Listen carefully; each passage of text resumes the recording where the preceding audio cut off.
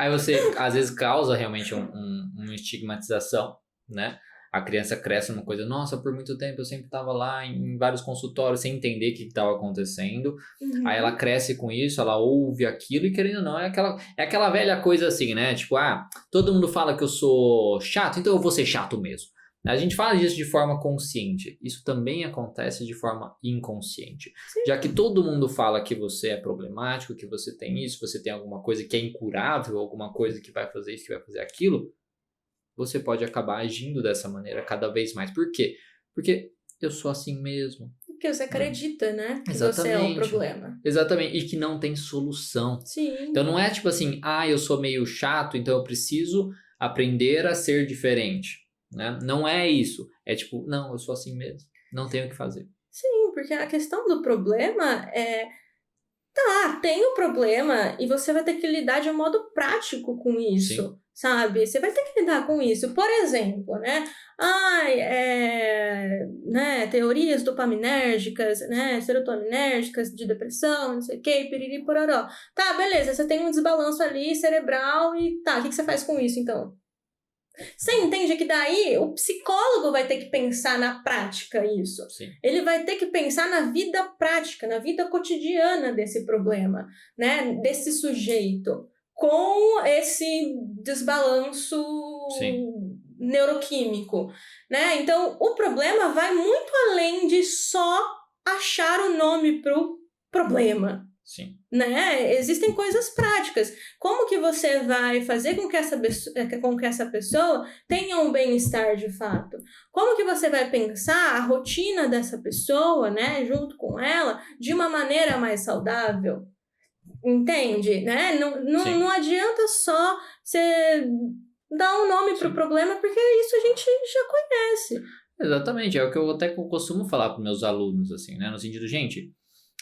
não precisa você saber que o paciente é depressivo, porque assim, eu não preciso saber que o paciente tem depressão se ele chega pra mim e fala assim, que ele tem pensamentos e ideações suicidas. Você não precisa olhar lá no DSM, vamos ver qual é a depressão. Eu não preciso saber que ele tem depressão pra saber que ele ter ideações suicidas é negativo. É ruim. É ruim pra ele.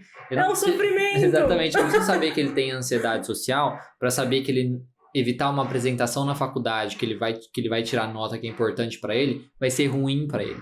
Então, é essa a questão, né? No nosso trabalho, ali na clínica, o diagnóstico em si, ele tem que ser usado, às vezes, como uma ferramenta, de certo modo. Por exemplo, a depressão, ela pode ser usada como uma ferramenta quando o paciente ele tem depressão e ele se culpa muito pelos problemas dele. É porque eu sou assim, não sei o quê. E você demonstrar para ele que, na verdade, ele está passando por um processo depressivo e tudo mais, isso é benéfico. Então, o diagnóstico ele tem que ser usado como uma ferramenta de trabalho para cada caso específico. Mas, na maioria dos casos, não faz diferença. O que importa é o sintoma, o que importa é o pensamento, é o comportamento do paciente que mantém ele naquele problema dele. Sim, né? Porque pensando no nosso trabalho, você começa ali com uma hipótese diagnóstica. A hipótese diagnóstica você vai colocar ali o nome de alguma coisa do DSM. Certo. Só que por quê você vai fazer isso? Porque você precisa começar a sua investigação clínica de algum lugar.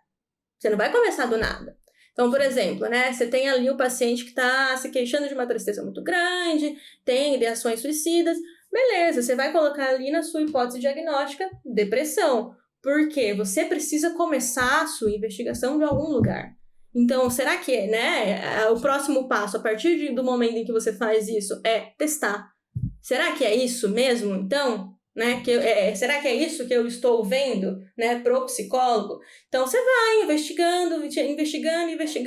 Só que daí você investigou, beleza, se confirmou, a hipótese se confirmou, ou não, né? Não, Sim. acho que é outra coisa. Então você muda, você vai investigar de novo. Só que a partir do momento que a sua hipótese se confirma, você vai lidar com esse problema. Por quê? Você não quer mais que aquela pessoa tem aquele sofrimento tão grande. E tem que entender que às vezes, né, a sua hipótese também não se confirma, porque às vezes não vai encaixar em nenhum número lá do CID ou do DSM.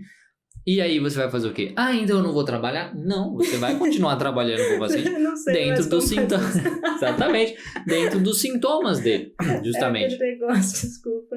Eu não passei nessa parte, não pensei nessa parte.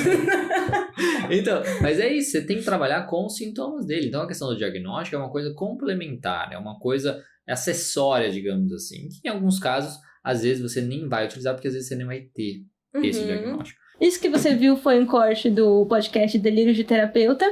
E se você quiser ver o episódio completo, é só você clicar no card que está aparecendo aqui na tela e também conferir o resto do nosso conteúdo.